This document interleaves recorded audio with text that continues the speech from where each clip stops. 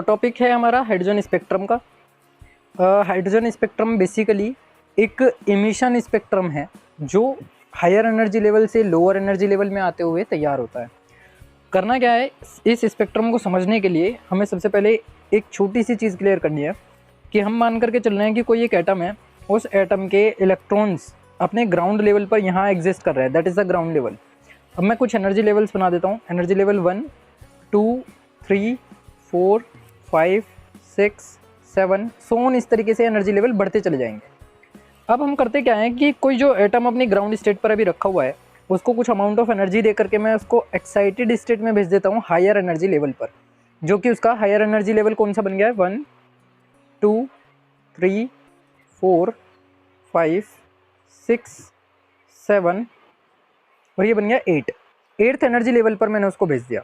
अब होगा क्या कि जब वो अपने हायर एनर्जी लेवल 8th से लोअर एनर्जी लेवल में आएगा, मैंने माना कि वो ग्राउंड स्टेट पर आया तो कुछ अमाउंट ऑफ एनर्जी को उसने इमिट करना है, वो इमिट करते हुए आएगा, इमिशन करते हुए आएगा हायर एनर्जी लेवल से लोअर एनर्जी लेवल में।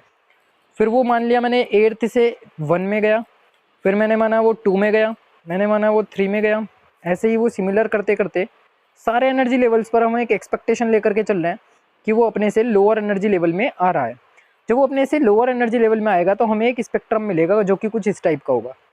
उस स्पेक्ट्रम को नाम दिया गया है लाइन इमिशन स्पेक्ट्रम या फिर एटॉमिक इमिशन स्पेक्ट्रम। होगा क्या, सिनेरियो क्या है कि when an electric discharge is pass through hydrogen gas at low pressure a bluish light is emitted. अब करना क्या है, तुम एक डिस्चार्ज ट्यूब ले लो, डिस्चार्ज ट्यूब में हाइड्रोजन गैस को फिल कर दो, इसके अंदर हाइड्रोजन गैस फिल होनी चाहिए। अब हाइड्रोजन गैस जब इसके अंदर फिल कर दोगे तो वहाँ पे तुम्हें पास करना है एक इलेक्ट्रिक डिस्चार्ज पास करना है। इसका मतलब यहाँ पे 2 इलेक्ट्रोड्स लगाने पड़ेंगे, एक एनोड इलेक्ट्रोड मैंने लगा दिया और एक कैथोड का मैंने लगा दिया।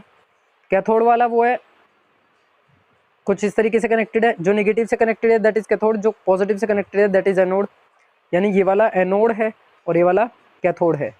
करना क्या है कि जैसे ही इसके अंदर इलेक्ट्रिक डिस्चार्ज पास आउट होगा, अंदर पहले से क्या भरी हुई है, हाइड्रोजन गैस फिलअप हुई ही है, तो यहाँ पर एक ब्लूइश कलर की लाइट इमिट होते हुए दिखाई देगी। इस पूरी डिस्चार्ज ट्यूब के अंदर ब्लू कलर की लाइट इमिट होते हुए दिखाई देगी।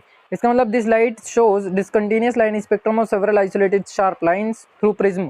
कहने का मतलब ये हुआ कि इस डिस्चार्ज ट्यूब के अंदर कहीं कहीं पर वो लाइंस बहुत ज़्यादा डार्क होंगी ब्लू कलर की, कहीं कहीं पर बहुत ज़्यादा लाइट होंगी।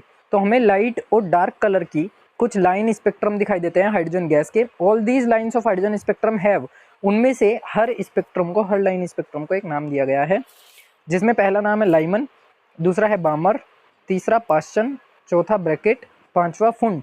और इन सारे नामों को, इन सारे लाइन स्पेक्ट्रम को एक सीरीज का नाम दिया गया। तो Lyman series, बामर series, पाश्चन series, Brackett series और फुंड सीरीज। एक और होती है इसके बाद हेम्फ्री, एक और इसके बाद बढ़ती है वो होती है हेम्फ्री।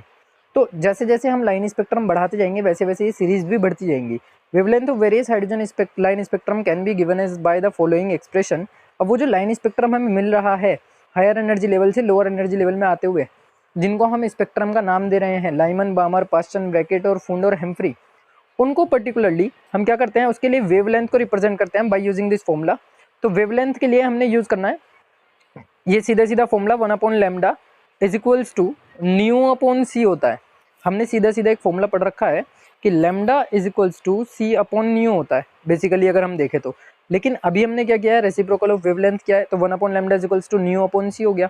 और ये ν/c इक्वल होगा Rydberg constant r multiply by 1/n1 square minus 1/n2 square.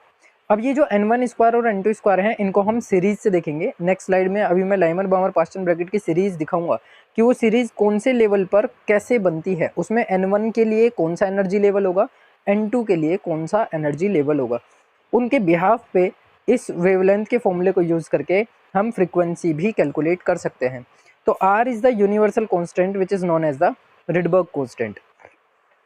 ये बेसिकली एक हाइड्रोजन स्पेक्ट्रम है जहाँ से न्यूमेरिकल एग्जामिनेशन में मोस्ट ऑफ द टाइम पूछा जाता है और पूछा गया है। नेक्स्ट इसके बाद देखने के लिए हमारे पास आ जाता है plum pudding model of Thomson. तो थॉमसन के प्लम पुडिंग मॉडल में कुछ ज़्यादा बड़ा हार्ड एंड फास्ट वाला काम नहीं है, सिंपल सा एक कॉन्सेप्ट है कि he suggested that the atom is a positively charge sphere having electrons embedded uniformly giving an overall picture of the plum pudding. कहने का मतलब एक तरबूज हमने मान लिया, ये तरबूज है, इस तरबूज का ऑल ओवर दी पार्ट जो है वो पूरा का पूरा रेड कलर का होता है। तो हम ये मान करके चल रहे हैं कि ये रेड कलर का part that is the positive charge species. इसका मतलब ये हुआ कि पूरा एटम जो है वो पॉजिटिवली चार्ज्ड होता है, लेकिन वहीं पर उसी टाइम कहीं कहीं पर कुछ इलेक्ट्रॉन्स इसके अंदर एम्बेडेड मिलते हैं, जैसे तरबूज के अंदर बीज होते हैं, उसी तरीके से ये मॉडल तैयार होता है। तो ये हो गए हमारे इलेक्ट्रॉन्स। तो ये जो इलेक्ट्रॉन्स हैं बेसिकली वो नेगेटिवली चार्ज स्पीशी हैं। हम ये कंसीडर करके चल रहे हैं कि पूरा का पूरा एक एटम जो किससे कनेक्टेड है, पूरा का पूरा पॉजिटिव चार्ज से कनेक्टेड है, पॉजिटिव चार्ज इसके अंदर फुलफिल्ड है, और उसमें कहीं कहीं पर इलेक्ट्रॉन यूनिफॉर्म तरीके से अनयूनिफॉर्म तरीके से फैला हुआ है। इधर उधर कहीं पर भी कितनी भी स्ट्रेंथ के साथ इलेक्ट्रॉन बैठे हो सकते हैं। तो बेसिकली बस यहाँ पर एक चीज़ का हमें ध्यान रखना होगा कि जितना अमाउंट ऑफ इसमें पॉजिटिव पाया जाता है उतना ही अमाउंट ऑफ इसमें नेगेटिव भी पाया जाता है।